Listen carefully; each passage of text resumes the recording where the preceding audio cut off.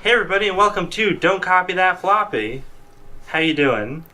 I'm Lex. Are you talking to me? No, I'm not talking to you, Dan. Oh. Jesus Christ.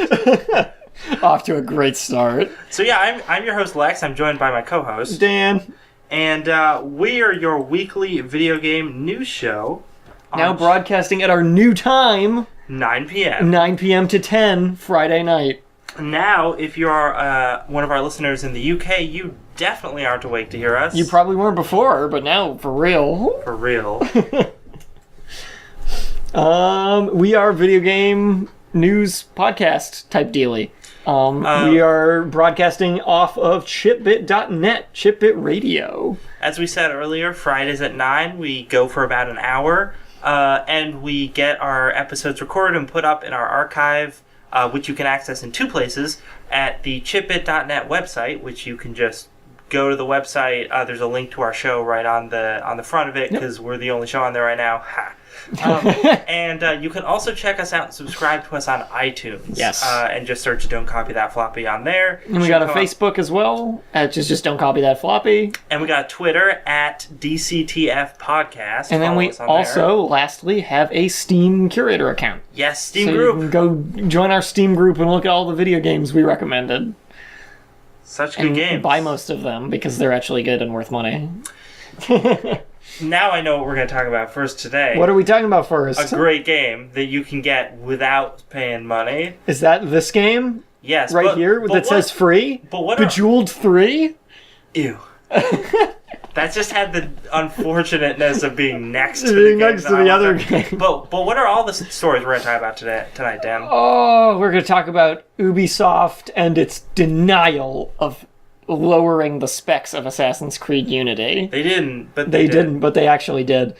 Spoiler alert. We're going to talk about a story that we talked about in our third show, I believe, and then again last week, which is the emerging console market in China, which has emerged. It has emerged. It has officially emerged. We're going to talk a little bit more about Destiny, because why not? Some funny stuff going on there. Because we hate ourselves. That's why we're going to talk about it. And then we're just going to talk about some upcoming game releases, maybe do a short review of something. I'm trying to think if there's anything good I played that I can review in the past week or so. I don't know if there is. We'll find out later. Stay tuned to find out if I can think of a game to talk about. Edge of your seat. Edge of your seat excitement. But yeah, what we're starting with is a little story about Dragon Age, which is not necessarily about the new Dragon Age game, but instead about the first Dragon Age game. You could say the origin of the series. How about that? How about that? So in a story... The game is Dragon Age Origins. Yeah. so in a story that was broke, I don't know on which site it was broke initially. I have no idea. But I know it was broken on the 8th of October. I'm specifically citing a story from Destructoid, because we love Destructoid. But there is news that EA is offering some free games on Origin, their platform that no one uses. Yes. And one of those... It's a trick. It's a trick. And one of those games is Dragon Age Origins. Yes. So I appreciate that they spared us the pain of downloading Dragon Age 2 for free, only to realize how horrible it was. It'd be so sad. They gave us the good Dragon Age game for free. So now this goes until Tuesday, and it's Friday now, so you got a couple of days. And I'm assuming they're just kind of doing this as a promotion for Dragon Age 3? Yeah. It's just in general, like, if you want to play Dragon Age 3, here's where it started off, and you can get an idea of what you're getting into. Which I think is cool. And the game's normally like $20, so this is a pretty good deal. Yeah, it actually, at first I saw that it was only anything $20. that's free is a good deal, I guess. Yeah. At first I saw that it was $20, and I was like, really? It's dropped that much? And then I realized Dragon Age is like actually kind of old at this point. It's pretty old. But it still looks pretty good. It looks fine. I mean, what do you want? What do you want? Even when it came out, it wasn't the prettiest game, so like... No, because the focus was definitely on the sort of old school RPG gameplay. Like if you then on the story and writing and characters and all that stuff too. If you ever played the Baldur's Gate games, very similar feeling. Yeah, it's basically a newer version of those. The gameplay is more or less the same. Yeah. The gameplay, the combat was streamlined a bit more. Like, everything feels a bit more compressed and intuitive. the stats and skills trees were, like, way simpler. Yeah. The second edition Dungeons & Dragons. They got rid of Thaco. I want like just a game about figuring out how Thaco works. You need a whole game to figure out how Thaco works. Oh my god. Oh, Thaco. You so crazy. So yeah, if you have been seeing stuff about Dragon Age 3 and are kind of curious to kind of whet your appetite with something else, something similar before that game comes out, or if you're not sure you want to check out Dragon Age 3, give this a go. It'll cost you nothing, but a little bit of time, I guess. And some hard drive space, I suppose. I suppose that's true, yeah. But it's worth a go. It's a fun game. I played through it twice, I think, and enjoyed myself back when it came out. So yeah. Yeah, especially if you're just looking for like a straightforward fantasy RPG. Yeah. Like D&D styled RPG. Yeah, like Western RPGs. Yeah. Yeah. It doesn't really have it's a kind of a no frills good Western RPG. Yeah. With like a high fantasy motif. So yeah, good stuff. Now that we've talked a little bit about EA, let's talk about Ubisoft instead. Oh, Ubisoft. So do you want to lead us into this, because I think you've got a better grip on the exact situation than I do. Okay. Because I wasn't quite aware of this stuff before today. But you're the one who called it to my attention. Assassin's Creed Unity. It's coming out. You probably knew that. What is the release date on that anyway? It's pretty soon, isn't it? November 14th. Yeah, okay. And it's launching on PS4, Xbox One, and PC. Yes. Now, the controversy comes in this week. Specifically, this started, I think, originated from NeoGAF on October 6th. This week. That's when the NeoGAF post you have here. Yeah, and I think that's the first labeled. That's the first mention of this. Yeah, then there's a GameSpot article from the 7th, and there's a Polygon article I found from today, the 10th. Them trying to do damage control. I think this is like more damage control for Ubisoft about it. I'm going to read you the original interview, and I apologize, I don't recall off the top of my head who this is with, but it's somebody from the team who is developing the game. Yes. Oh, I'm sorry, here it is. Senior producer Vincent, oh god, I'm going to butcher his last name, Pontbriand. Where is this written? It's in the NeoGAF thing. It's in the NeoGAF thing. Second paragraph. Vincent Pontbriand. Oh yeah, because they're French. Yeah, I forgot. They're French. I took French for a very long time. They're French. They're setting their game in France. They just didn't get French voice actors. Everybody's British in Paris. Yeah. It's all authentic French except the voice acting. So they interviewed this guy, and he said some things that were a little silly and upset some people. So I'm going to read you some of his quotes. And these are specifically pertaining to the specs of Assassin's Creed Unity. We decided to lock them at the same specs to avoid all the debates and stuff. So now these specs he's referring to, and he's specifically talking about the consoles for these. He's referring to the resolution and the of frames the display per second. and frames per second. Okay. So they have for both Xbone and PS4, it is going to be 900p and 30 FPS. Yes. So they decided to lock them to avoid the debate. Okay, that's kind of fair, but a lot of people are like, wait, what? Why can't they both just be 1080? Now, reading these quotes, I already have several things I want to bring up. Yeah. Once you're done giving everyone the rundown here. So he's saying like we had to tone down one of them, and specifically he's, I believe, referring to the PS4 one. But I'm going to give you some more of his quotes as to why they had to do this. Technically, we're CPU bound, he said. The GPUs are really powerful. Obviously, the graphics look really pretty, but it's the CPU that has to process the AI. The number of NPCs we have on screen, all these systems running in parallel.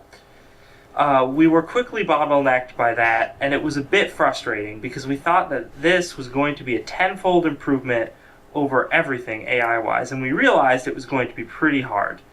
it's not the number of polygons that affects the frame rate. We could be running at 100 frames per second if it was just graphics, but because of AI, we're still limited to 30 frames a second. This is BS. Oh, it totally is. This is entirely BS. Nothing that he's saying here is true. No. He's throwing out technical terms to trick people who don't know any better. Like, this is insane to me. Where to even begin here? So yes, they're claiming that the CPU not being powerful enough to run everything in parallel is the reason they had to downgrade the resolution. The CPU in no way affects display resolution. That's all graphics. The graphics processor is what handles the resolution. Like, that's fact. Like, the CPU is not going to... I don't even know how to say this. The AI is not going to stop you from running something in 1080p. That will never happen, ever.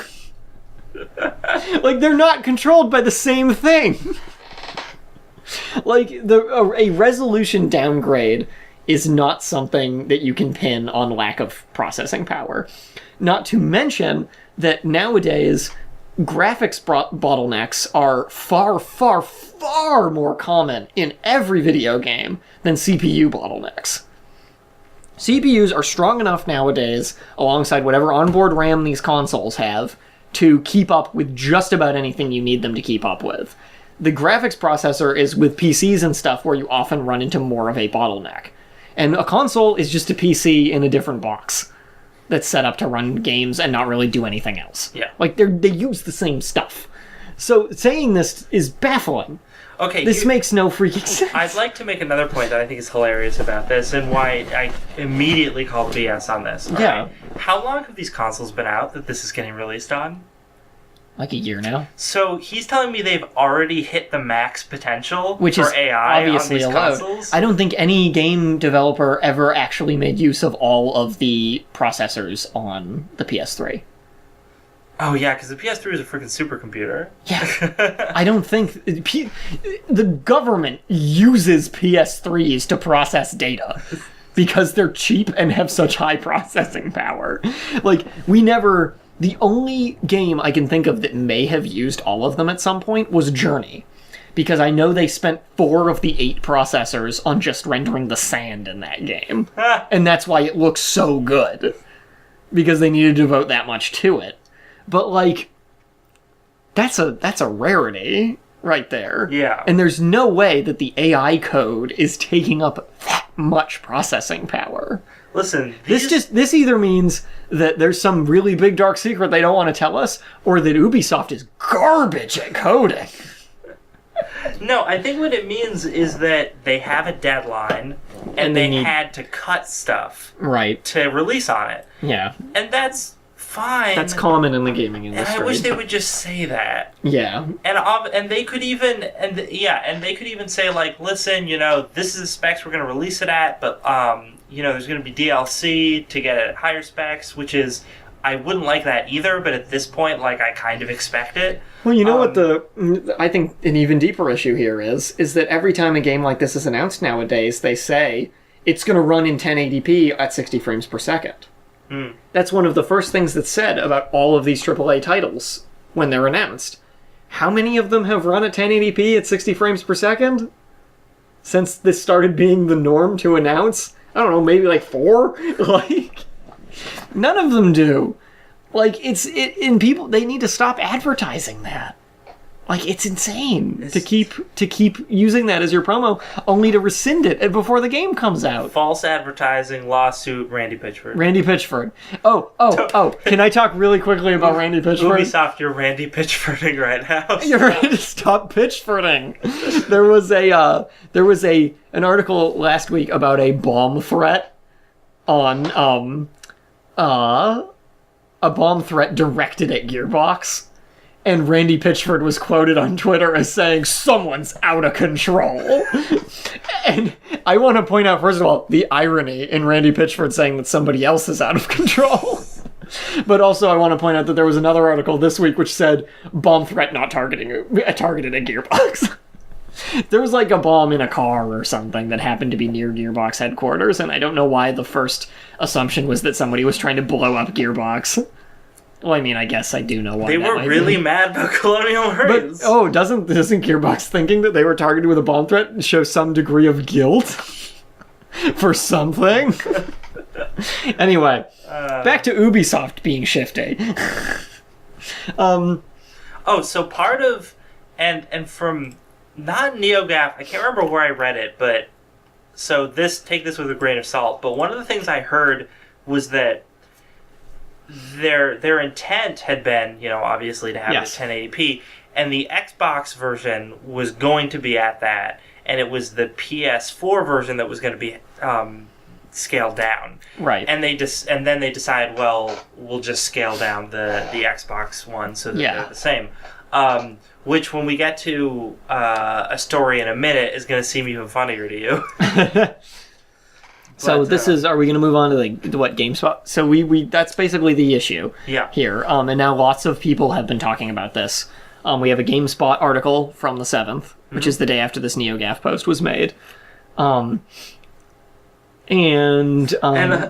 lot of this is now Ubisoft is doing full-on damage control. Oh, totally. Totally. The first quote in this article is, "Final specs for Assassin's Creed Unity aren't cemented yet." So that's basically them realizing that everyone's super mad and them just trying to get the flack to go off before the release. Because at this point, if people get super mad, they're not going to sell as many games. Yeah.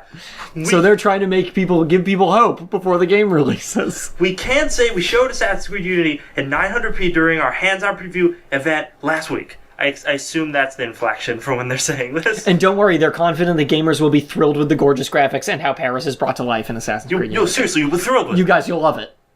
You'll love it. 10 out of 10. I'm going to keep manufacturing this hype until you love it.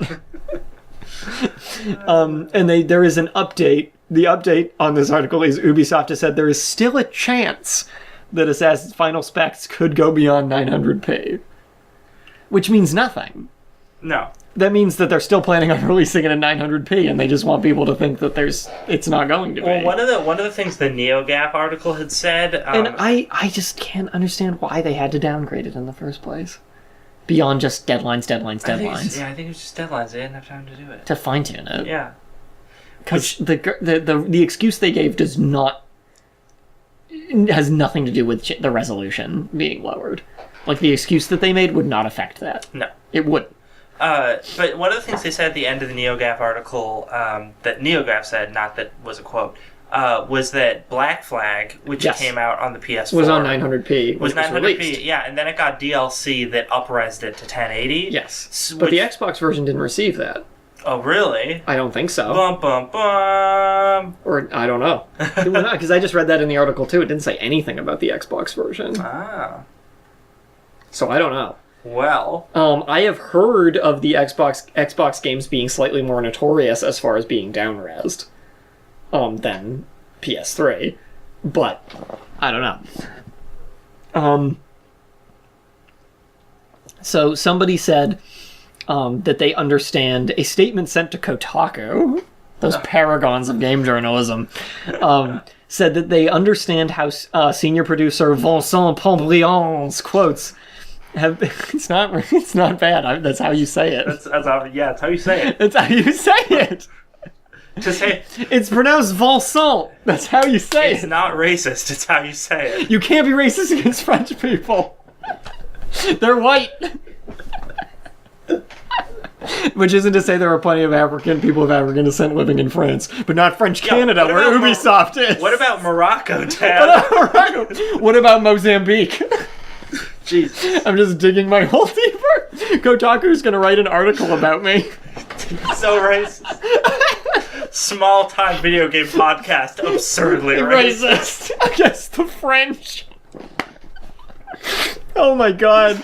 I'm so sorry. So I'm sorry, what did I'm so Vincent sorry, say? everybody. What did Vincent say? He said, they say they understand how his quotes have been misinterpreted, but to set the record straight, we did not lower the specs for Assassin's Creed to account for any one system over the other. Assassin's Creed Unity has been engineered from the ground up for next-gen consoles. And then rushed out the door. And then rushed out. I added that last part. Ran away as quickly as possible. Yeah. To avoid any questions or follow-ups. So at this point, they're doing damage control because, they said that the reason that they lowered the specs was to avoid all that arguing and stuff, which is also a stupid statement to me because you're going out of your way so that people don't argue on the internet about what version is better? Dude, that's gonna happen anyway. It's gonna happen. That happens, and why do you need to be why do you think that we're gonna buy you deciding to be these glorious new, this glorious new wave of stopping internet arguments by fixing our game releases? Like, what is that even supposed to mean? Are you some kind of justice crusader because you're stopping someone from arguing about resolution on YouTube? Whoa, Dan, let's not bring Gamergate into this. Okay, so that article was from October 7th. Yes. Now, you have an article from today from Polygon. Yeah. Because the rest of this GameSpot article is just quotes from the original NeoGAF. Yeah. I believe. So, what does the Polygon article say? What is the most recent word on this? Oh, our most recent word on this is that they spent the last 4 years building the best game they could imagine. This is Pombrion speaking again. Why would we ever do anything to hold it back? I simply chose the wrong words when talking about the game's resolution. I simply lied, and I simply lied. I am a game developer who did not know how to properly convey terms about resolution. Technically, we're CPU, so then this is just something else that thing that he said before. Let's be clear up front. Ubisoft does not constrain its games. This is being said by their senior communications manager. We would not limit a game's resolution, and we would never do anything to intentionally diminish anything we've produced or developed. Now, that's not entirely a lie, because I don't think that they are intentionally hurting this. No. They're just avoiding the fact of saying that this game is being rushed out the door before they can finish it. But now they've dug this hole so deep, and this damage control is being laid on so thick, that their senior communications manager has to come in and clarify. Well, what's funny about this is these big companies. Why can these game developers not just be honest with us? No, that's not an option. But these big game companies, like any other giant business, have PR departments, like the guy who's talking in this article. And this whole issue ties into the whole Randy Pitchford thing we've been talking about lately too. Yeah, kind of. Where Randy Pitchford has been blatantly ignoring PR things and saying a lot of stuff that he shouldn't be saying. Yeah, and it's like, okay, you have a PR department specifically to talk to the press about stuff like this, and so you just don't have developers talk to them. No. And I mean, as a game journalist, and as a gamer, like, I do want the developers to be interviewed, and I want to hear their take on stuff and their reasoning for stuff. But if I'm in charge of Ubisoft, the game designers get to be locked in a room. The only thing they get to do is make the game. They don't get to talk to the press because that is not their job. Because I have a team of people to do that. And that sounds kind of harsh when you say it like that, but things like the Randy Pitchford situation illustrate why that should be the case. And I think because if you do not sequester them away, someone may say something that paints a bad picture of your game, builds expectations that you don't want built, or any number of other problems that lead to a giant cluster F about Assassin's Creed Unity like this, you know? And because like you said, I know them being just honest about why the game is getting released like this is too much to ask. But more things could be done to avoid situations where all this damage control even needs to happen. And didn't you say there was some info now about Dragon Age Inquisition regarding resolutions and things like that too? This is funny. So, again, I'm not 100% sure about this because I can't find the original article that I read this in. Yes. But I had read somewhere, I believe, that the Assassin's Creed Unity resolution thing was because they had the PS4 couldn't go higher than 900 for them. Yes. So they had ended up downgrading the Xbone. Whereas Dragon Age Inquisition, we just heard about that in an article from GameSpot from today, October 10th. The title is Dragon Age Inquisition is 1080p on PS4 and 900p on Xbox One. So it's like, oh, here's the opposite. Here's the opposite. Remember, the PS4 is the one that couldn't handle the 1080p, but then it could. I also like that the whole thing was like, listen, the it just can't handle all this. The PS4 amazing... with its massive processing power. Yeah. Just can't handle 1080p. But I like how it was like, oh man, they just can't handle all our AI because we got such great AI. You guys in Unity. use so much AI in Unity. But BioWare and their RPGs, they don't know anything about AI. There's no AI. There's none. There's none. There's none. We put barrels of AI into Assassin's Creed Unity. We had the finest AI shipped in from Japan.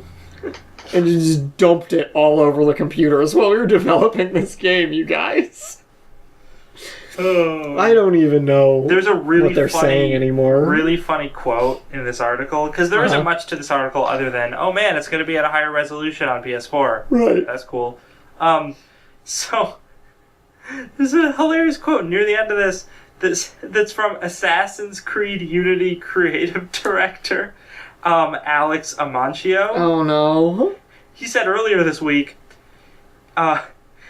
is it the number of the quality of the pixels that you want? If the game looks gorgeous, who cares about the number?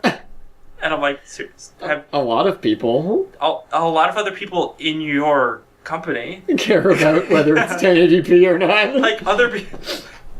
This is why people make games should not be quoted in the press. He just contradicted. We were just talking about this. He literally, that statement just contradicts all of the other press statements his company has been making for the past week. If you think we were mean by saying that the game developers should be locked up in a room until the game's out, this is why. Some sort of dungeon with Mountain Dew in it. Mountain Dew and Doritos. No sunlight. All praise to the Dorito Pope. So that's that. But you know why I don't care about either of those things? Because China's got X-Bones. No, I'm not segueing yet. Oh. You know why I don't care about either of those resolution debates? Because you don't have either system. PC Master Race. Okay. So more or less. You'll get it on 1080p no matter what. No matter what. No, actually I won't. I really need to upgrade my PC. I can't run those games. I couldn't run it on 1080p on my PC either. But I have hope. I had a hard enough time getting Call of Cthulhu Dark Corners of the Earth to run. That's from, like, original Xbox. It's also glitchy as hell. Oh, no. I got it to run great, except that the raindrops on the screen are just big polygons. Can you please review that at the end of the show? I so will once I finish it. Oh, man. I just got it installed last night. Alright. And I think I fixed all the game-breaking bugs. I think. So, yes. So, we're going to do an update to a story we did last week. We are. Spoiler, in case you don't go back and listen last week. Which you should do. Which you should. Our story last week was about how that week the ban on selling video game consoles, the 14-year ban on selling video game consoles in China, had been lifted, and Microsoft was in there. They're in there. Right in there. X-Bones all over the place. Jock on prom night, right in there. And now we have some sales numbers. Yes. From this first week. Yep. And they are very encouraging for Microsoft. I will say that. 100,000 Xbox Ones in just a week. Just a week. That's good. The best? I think that's better than what could be expected given the environment they're selling into here. Clearly, I think this shows that the market is definitely like, oh no, we totally want consoles. Yeah, definitely. Because that was the big concern, is like, will the Chinese gaming public care. Yeah, because they had gotten They have so used much of their to- own stuff. Yeah, they had gotten so used to PC gaming and Yeah. these sort of like cheaper game alternatives and free to play stuff that we weren't sure that we thought that they might look at AAA titles and consoles and the cost of ththose things and go, not interested. Yeah. But that's Now- apparently not what has happened. At least not initially. But it is sort of still too early to tell.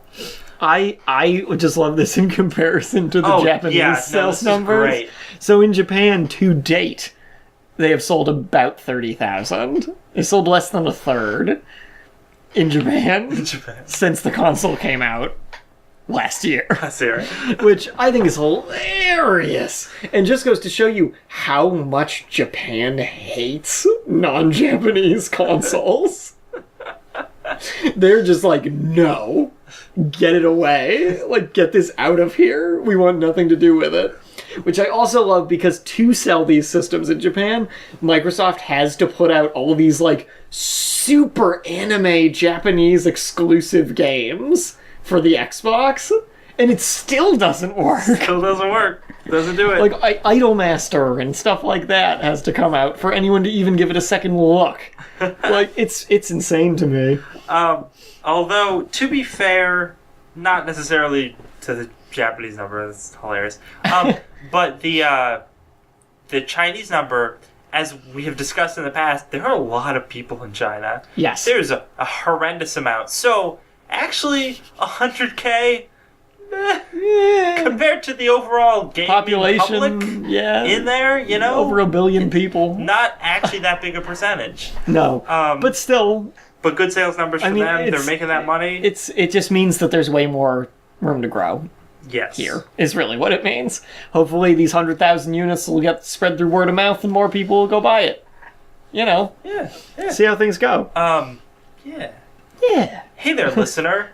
How are you today? How are you feeling? Do you feel good? I hope so. Do you want to take a seat and lay down and tell us how you feel? Yeah, let's talk about our feelings. I mean, you can't. Well, you can, because we have a chat. Da, da, Go to da. shipit.net, go to chat, and tell us how you feel. You know, just in general. But if you're really confused, We are not a therapy show. We should be. We should have a segment for that. We are a video game news show called Don't Copy That Floppy. We broadcast every week from 9 p.m. to 10 p.m. on Fridays on chipbit.net, which you probably already knew because if you're already listening, you're on that website. Yeah. So you can either listen on that website, or if you want, you can download a playlist file that can be opened in iTunes. I believe also Winamp can open them. It's kind of neat. I think so, yeah. And you can listen through that as long as you have an internet connection. We have an archive of all of our past shows. You can access that by going to chipit.net. Right on the front page, there's a link to our show. Go right to the archive, listen to old episodes. We do lots of great stories. You can also subscribe to us on iTunes and get our older episodes downloaded that way. We have a Facebook. Please like us on there. Don't copy that floppy. We have a Twitter. Please follow us on there at DCTF Podcast. And we now have a Steam group. So if you could follow us on there, you can like us as a curator for your fancy new Steam layout. And we got some game recommendations. Game recommend like Thief. Like Thief. The original. I'll put up some more soon, I promise. The original. The original. Thief Gold. Buy it. It's cheap and it's super good. It aged very well. A fine wine. Like a fine wine. Thief Gold. You'll play it and you'll be like, whoa, this stealth system's better than the stealth in pretty much every game that's come out in the last 15 years. Oh no. And then you'll be sad. Because it's like, how did everyone else mess this up so Even badly? better than Tom Clancy. Actually, Splinter Cell's stealth system was very good. Yeah. Because it was the Thief stealth system. Zing! Take that, Tom Clancy. No, I'm not even saying that's a bad thing. I'm glad it's just the Thief stealth system. But yeah, take that, Tom Clancy. Think you're so good. think you're so good with all your novels and your All video your game novels, adaptations. And all your military thriller novels. your Throne of Gold. Didn't Tom Clancy die recently? Yes, he did. Oh no. On his throne of gold. He'll be fine. He had a Throne of Gold. So, His family is very well provided. R.I.P. Tom Clancy. R.I.P. Tom Clancy. Now that we've talked about Tom Clancy, let's talk about loot caves. Luke Cage! Speaking of Thrones of Gold, so this Destiny loot caves. We've been talking about this for the past couple weeks. Destiny's got a lot of glitched out loot caves where you can just infinitely grind loot forever. Every week we have a new story about this. But don't worry, loot caves are dead. They finally patched them all out. Good thing we have loot stairs now. Stairs! Stairs! Were you in that loot cave and just thinking, man, I wish I was going up or down while I was in this cave? Don't worry. Don't worry. Or were you thinking, man, I wish this loot cave wasn't wheelchair accessible? Well, you're in luck. Because now we have loot stairs. So basically, and if you haven't gotten this, it's the same thing as the loot caves. It's just at a different location where it's stairs. Yeah. So you can still grind loot forever. So it seems that Bungie's job of patching loot caves is far from over. No. Which is funny because they also need to patch out some other stuff. Like the fact that you can enter the DLC area for a DLC that isn't due out until next year already. Oh no, that's a big deal. That's a big deal. So this is an area called the Terminus, which is on Venus in the game. And this is supposed to be part of a DLC pack called House of the House of Wolves. Man. I don't know what this game is about. I really need to play this game just so any of this makes sense Seriously, to me. no, all of the names for everything in this game that I've seen thus far are just like... Is this supposed to be like a Game of Thrones tie-in? Winter is coming. With Peter Dinklage? Oh, man. Think about it. They got Peter Dinklage? No, because then now we've got Starks? Then it would have to be on Pluto, though. Yeah, you're right. So wall. Cold. You'd have to stop aliens from coming over the wall barrier. They're coming. Winter's and Peter coming. Dinklage would, in a very bored manner, tell you to watch out for the White Walkers. I mean, the Ivory Striders. Well, that's what they'll call them. No, but seriously, all the names for everything in Destiny is it's just like they were going for a weird, like, fantasy sci-fi thing, but they ended up just coming out with Halo, but with everything named after, like, very generic fantasy things. Yeah. It's just Halo with, like, the most generic fantasy novel slapped on top of it. It's not great. So now we've got the loot staircases and everything. Now you can go to this DLC area, and I guess it's not populated yet. Like, there's nothing to do in it yet, but you can explore, like, the entire area already. Oh, and this just means, like, they clearly have tons of DLC planned for this. But this means that most of it is probably already in the game in some way, so I wouldn't be surprised if we start seeing people finding other stuff. Oh, God. Soon. And now with all the DLC, the caves they need to patch out, they gotta patch this out. Because they don't want people spoiling the DLC for themselves and being less interested in it. Like, Bungie, hacker's gonna hack. Bungie, you should have released this game a year later. Like, I also kind of don't like that this means that there's so much content in here that they're clearly cordoned off to be DLC later. Because that also means this whole thing was in the game already when they released it. This is like the kind of damning stuff you find as far as DLC goes, where it's like, you guys were clearly trying to sell this for more money later. Like, this was not developed post-game being finished. Oh, sad. Like, you finished this before the game was released, and just, like, sectioned it off. And still, even though it's been proven that this doesn't work time and time again, still expected nobody to find it. Like, how? But don't worry, because these two things aren't the only thing that's wrong with Destiny right now. Because I want to stress that, like, the loot cave doesn't even matter. Because Destiny has the Iron Banner event going right now, which is drawing poor complaints and rampant poor sportsmanship.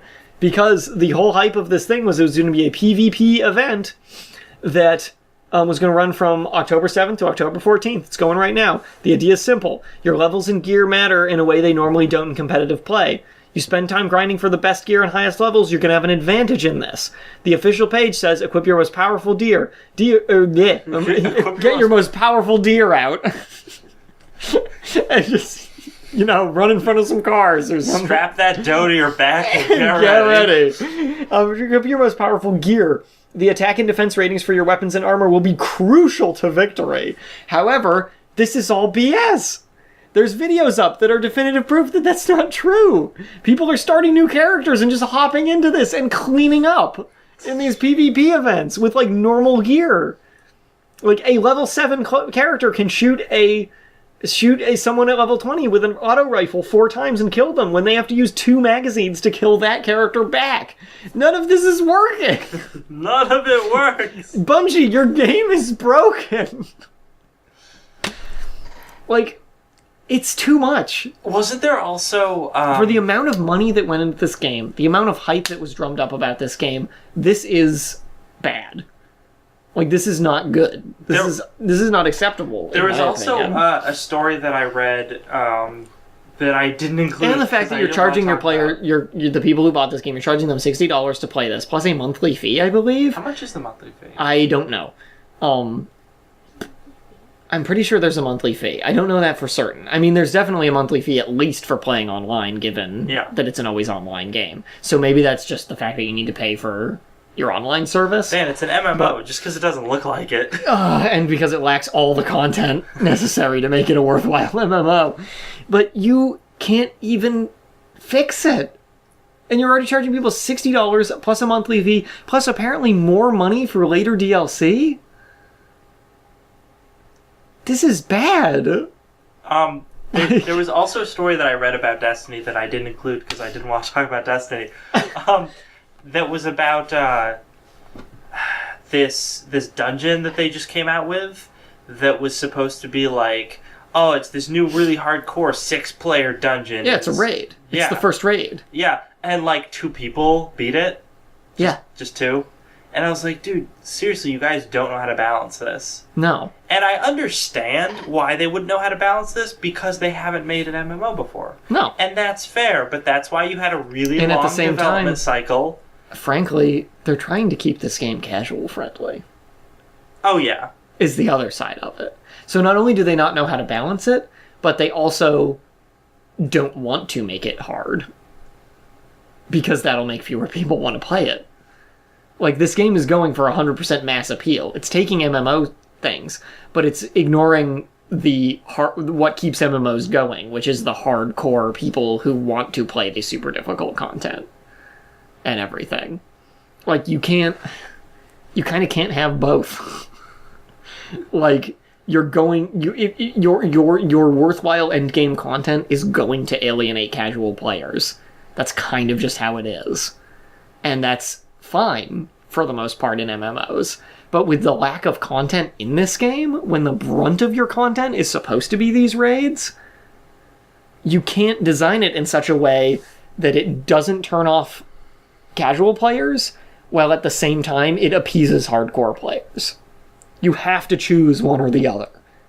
Or give options that allow people to choose. Yeah. You have to do that and give the thing a casual mode that people can play that's easy and fun and can beat in a while, or give it a hardcore mode that's going to be super punishing and super difficult and keep people playing it for a while. You can't just release the same thing for everybody. Like, that's not going to fly. Not gonna work. It's not going to fly with this style of game. I don't know. I don't know what else to say about this besides the fact that I think Bungie has bungled this game really, really badly.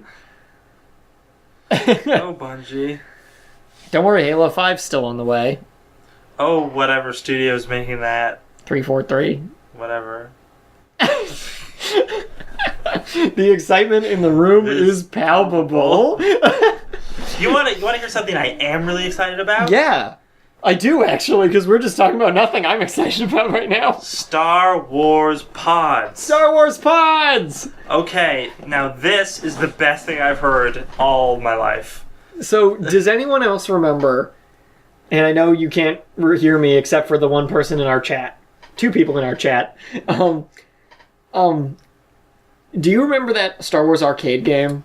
It showed up in like the 90s. Yes. In arcades where you sat down in the big chair and you got to fly on the Death Star run and do Battle of Hoth and lightsaber duels against Darth Vader all in first person. Oh, the trench run, Dan? Yeah. And it was super awesome. Like, that arcade game is like one of the coolest arcade games. Yeah. Like, by far. It's coming back. It's coming back. Better than ever. Oh, man, so... Look up this trailer for the Star Wars arcade thing if you can. It's awesome. And it's only like 2 minutes. Yeah. It looks so good. Okay. It's the same style of thing by the looks of it, though. Totally first person. You go through the movies. and you do all this stuff, but it's gorgeous looking. Like, the gameplay looks a little more complex. Like, I think it looks super cool. I got an article up from Polygon from October 8th. Yes. That gives some details about this. So Bandai Namco is making it. Nice. The first line of this article is fantastic. Japanese game maker Bandai Namco did... Bamco. Did the almost unthinkable today and unveiled a brand new Star Wars themed arcade machine. Now, the sad thing about this is that they say it's coming to arcades everywhere, which means nowhere but Japan. Because there aren't arcades There aren't arcades everywhere anymore, which is sad, But because we I feel have- like we won't even be able to fully appreciate this game. We have one chance to play it in the States. Do we? And that is... before it's a... what is it? A nearly hour-long event on the eve of New York Comic Con will unveil the new machine. So people will actually be able to play it at, like, Comic Con. Where will it go after that? Where will it go? Back to Japan. We discussed this. Will it be with us always? Like the Force? Like the Force. Even though it's gone? If we strike it down after New York Comic Con, it will become more powerful. Well, than we can possibly imagine. In Japan. Oh no! In Japan. Oh no. Okay, so let me tell you something. Japan loves Star Wars, so it's gonna do well over there. Star Wars. Everybody loves Star Wars. You love Star. Look at all these Star Wars posters you have. I love Star Wars. Okay. So good. So let me tell you some. I want to play this arcade game. Let me tell you some details about this. We've got. It's kind of an enclosed little pod type arcade machine. It's got a 180-degree wrap screen. Yes. So when you're in, and then you've got like two joysticks. It's like a panoramic, type like things. almost IMAX style screen. Yeah. So you're in it. You're totally in it. Oh, those fighter battles and that. Man. But yeah, so it's got, I believe, two joysticks and a lot of missions in which you're playing in vehicles. They showed stuff from all three movies in there. Yeah, including like the because speeder there's bike. only three. There is only three. Only three. But yeah, there's even like the speeder bike stuff from Jedi. Expanded though, like given more of like you're going through the Imperial base and stuff, and the stormtroopers jumping out of the way, like oh no, and Scout Trooper jumping on your bike, and you gotta punch him in the face. Like it's super cool. All these Wilhelm screams going. So on. many Wilhelm screams all the time. So yeah, this is cool. It's cool, but it also makes me sad because I'm probably never going to get to play it. I know, right? It's very depressing. So I just gotta wait for Battlefront 3. What was that response? Well, it'll come out. Okay, watch our the first part of our E3 coverage from this We're talking year. about Battlefront 3. We're talking about Battlefront 3. And all the nothing of it that was shown at E3. My favorite thing after we watched all the E3 coverage and did that episode, and I talked to one of my friends, and I asked him, what was your favorite part of E3? Yep. And his response was Battlefront. And both of our responses were, how? How is that your favorite I just part? stopped talking and walked away from him. It was so much nothing. So this arcade machine is going to be available to come into arcades in January. So beginning of next year. And yeah, again, we're not sure, like, because there really aren't arcades in the US anymore. And the arcades that are still around, I feel like they're not going to be able to shell out the money to buy this amazing arcade machine because they, like, don't make that much money anymore. So it's a sad day. Yep. It sure is. So, did you have any games you wanted to review? Did I ever talk about XCOM? You didn't you didn't do a review of XCOM. So why don't you do that? Okay. I'm gonna while you do your little review of XCOM, we usually, for anyone who doesn't know, we usually do a review every week if we can, either myself or Lex, to talk about a game that we played recently, old, new, whatever, and kind of say like what we liked or didn't like about it. Actually, wait, I know what game I'm going to talk about. All right, go for it. It's not going to be XCOM. Because I want to do a little digging for some stuff about some games that came out this past week.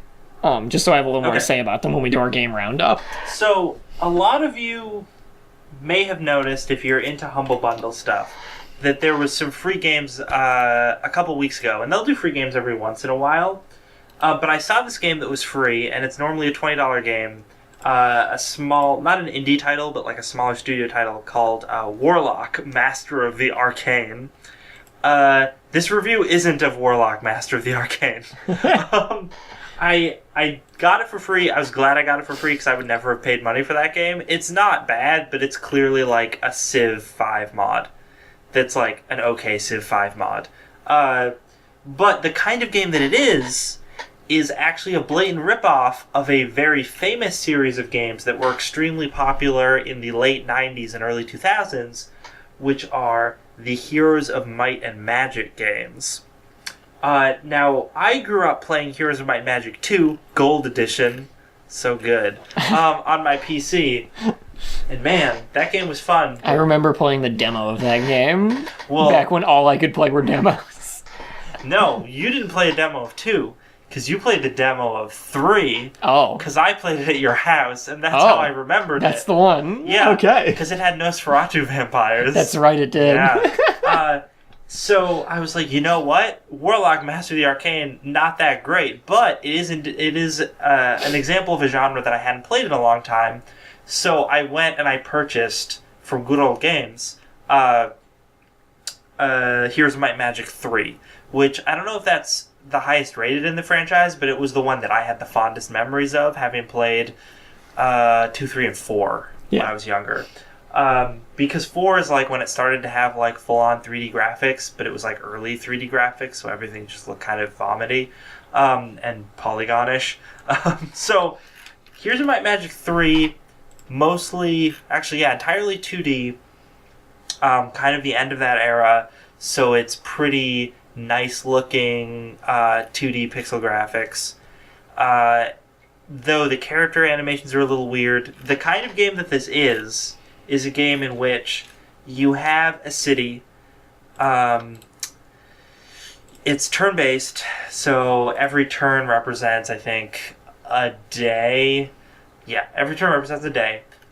You can hire heroes who are basically units that you can use to move around the game world outside of your city, explore different locations, run into opposing players that also have cities and heroes, defeat them, capture their cities, and you can do more stuff, and collect items and fight random monsters that are sort of just scattered around the landscape that you can just sort of walk over to and fight.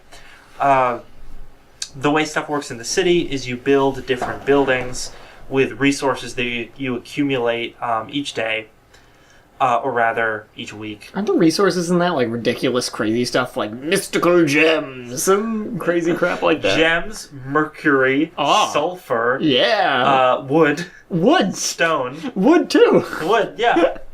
Wood and stone, and I think that's all of them. And then gold, obviously. Yeah.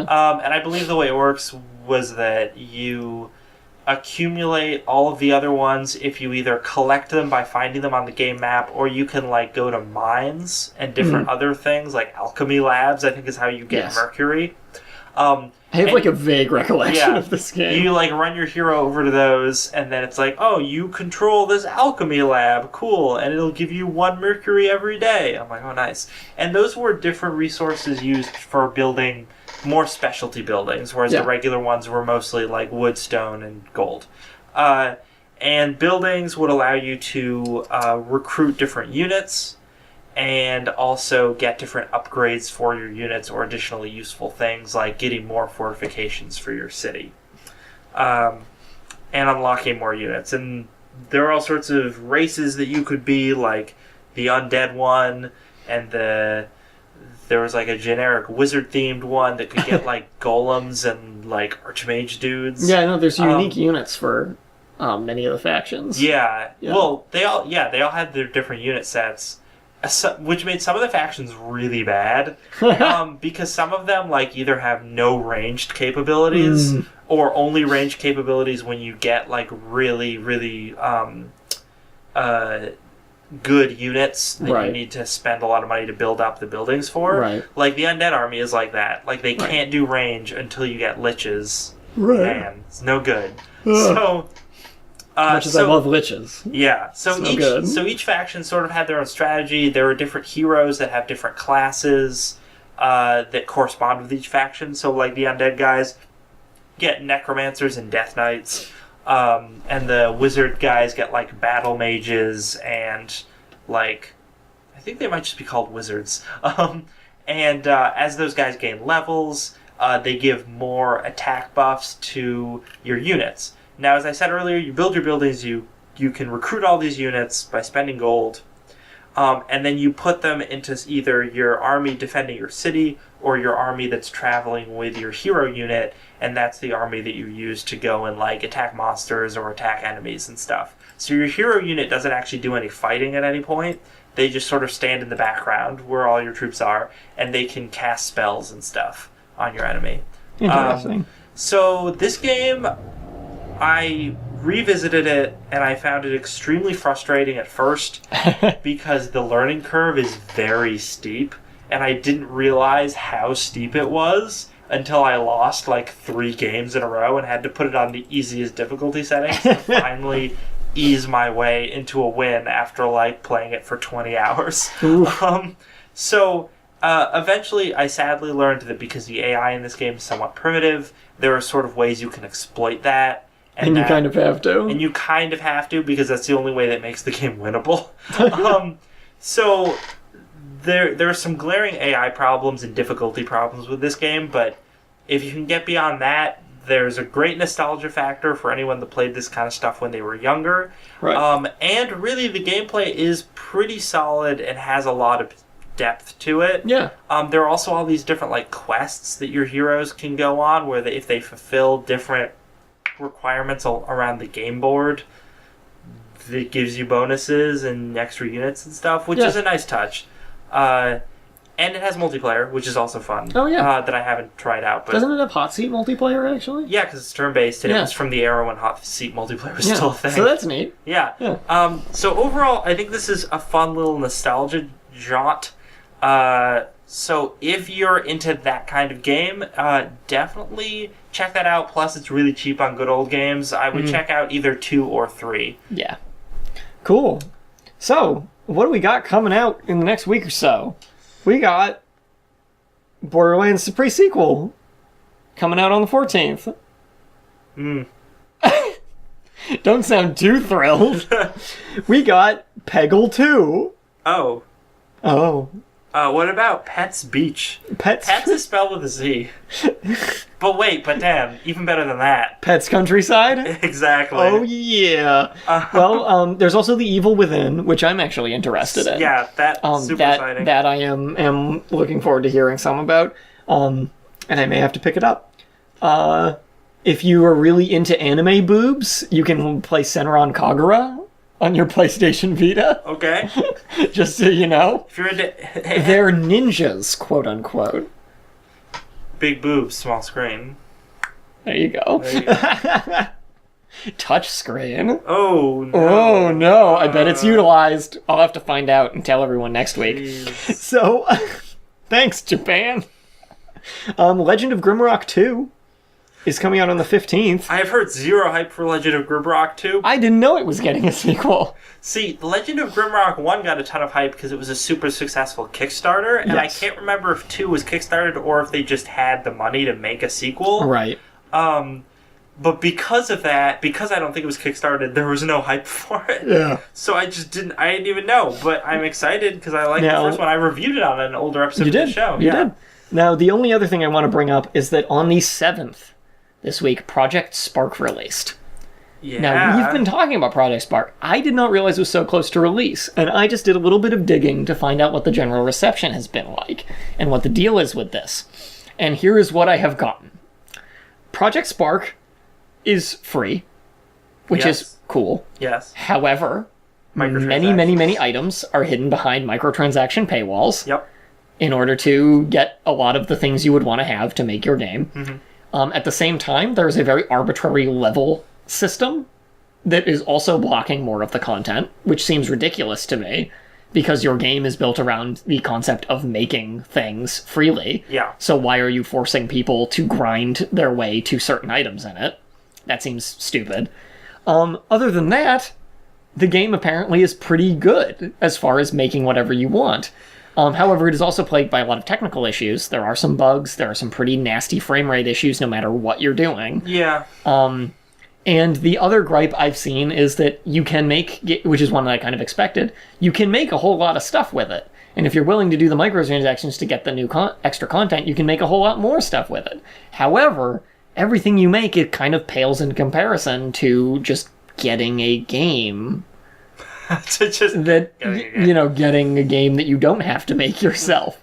Like, you can make an adventure game, but you're better off just buying an adventure game. I'm reserving a lot of my judgment on Spark because it just came out on the 7th, which was 3 days ago. I do want to wait and see where it goes from here. Yeah, I want to. I'm just quoting from kind of like very general like user reviews that have gone up and things so far. But I do actually both the good and the bad. I almost talked about it on this week's show, but I could find very little stuff on it, mostly because I was looking. Within the next few weeks, I'd imagine we'll hear a lot more. IGN has not released a review for it. They say they're working on a review.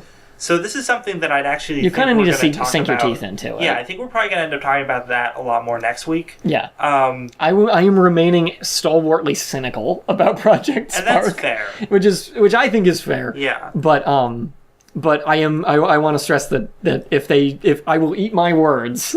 If I am proven, I will eat my shirt if I'm proven wrong, and this proves to have a lot more worthwhile content in it. One thing that everyone knows is awesome that came out on the 7th. Yeah.